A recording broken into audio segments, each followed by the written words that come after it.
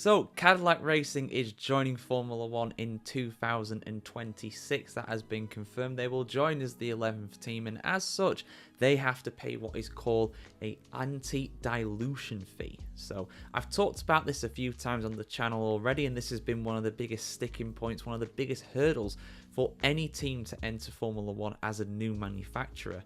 But at the end of the day, Cadillac are going to pay it, and they have paid $450 million to do that, which is a lot of money. That's a lot of money, but they can afford it. They're a big car manufacturer over in the United States. So let's have a look at this guy's full article over on the F1Chronicle.com as always.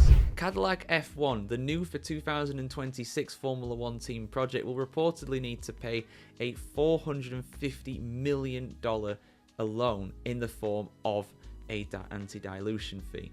After the original FIA-approved Andretti Cadillac bid was blocked by F1 owner Liberty Media, a new deal involving the dropping of the Andretti brand and an increased involvement from General Motors means that Cadillac F1 will debut in 2026. Michael Andretti has stepped back from the project, but the cars will be designed at the new Andretti Global facility at Silverstone in the UK, with Andretti's legendary father, Mario, involved as a non-executive advisor.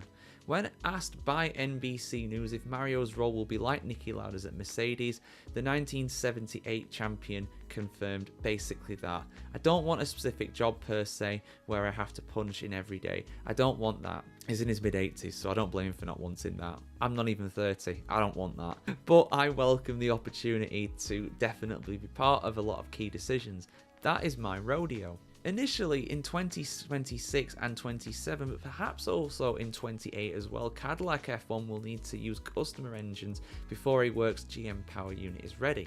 There were rumours that the customer unit could be supplied by Honda, but the 84-year-old Andretti says the objective is actually a deal with Ferrari. That's not definite yet, but that's the objective, and that's the preference, he said. And although his son Michael has stepped back from direct involvement, Mario confirmed that the Cadillac F1 cars will be designed and built by Andretti Global. The team is all in, and a lot of work has already been done, believe it or not, he said. I believe it. They've been doing a lot of things behind the scenes, Andretti. Even when they were battered back by F1, they still went about the business as if they had an entry for 26 or 27 or whatever. Many believe the project was on the verge of total collapse, and that F1 were forced into a compromise deal because of US government investigations. I could go back and bring up events and so on and so forth, but some of it was not very pleasant, and I don't really want to talk about any of that, said Andretti. All of that is behind us. Everybody is happy, including my son. That's the most important part. No one is diminished or has suffered. He admitted Colton Herta is an early favourite to represent the American outfit from the cockpit, and acknowledged that Valtteri Bottas and Liam Lawson enthused in Las Vegas that 2 extra seats in F1 is very good news. They said it all, said Andretti. There are more drivers available than teams at the moment. 10 teams is a lot, but there are a lot more drivers and a lot more talent out there. From our standpoint, I think the play at the beginning would be to have an experienced driver, nationality doesn't matter, and then a young American talent. These are the objectives at the moment. I mean, I gave my thoughts about who could be making their F1 debut, but also the being there as a driver for Cadillac's debut. We're talking about Andretti a lot, so that's why. I mean, it is kind of an Andretti one with a Cadillac badge. It's a weird situation, but hey, if it works, it works, and if we get 11 teams on the grid, I'm all for it. Originally, the new team fee in Formula 1 was $200 million, but the existing teams, backed by F1, have argued that it needs to be much higher in Cadillac's case to compensate for the diluted prize money pool.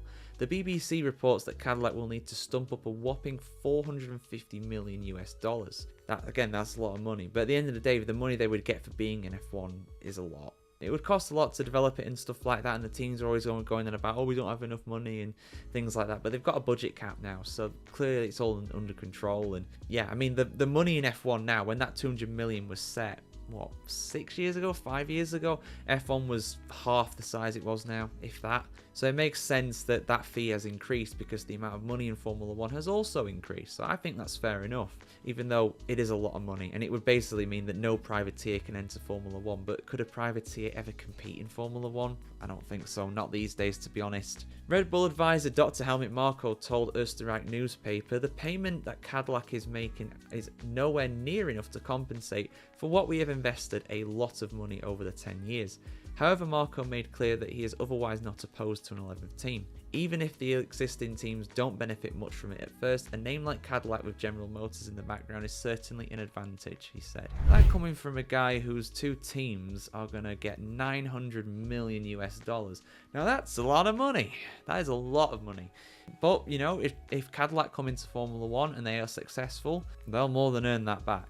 I know the teams always say they're losing money and it's all in the accounts and stuff like that, but there's a lot of financial incentives and also kind of soft power, if you will, for lack of a better term, in Formula 1, in having a brand in Formula 1. Yeah, financially you might lose money on the team potentially. That might have been the case in the past. I don't think it's the case now with the budget cap. I think that has changed now. That's something that's better than it used to be.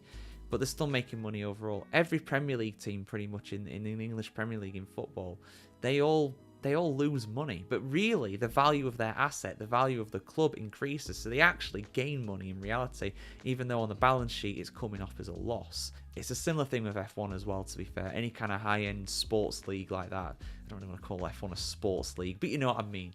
A competition with teams and drivers and competitors, athletes.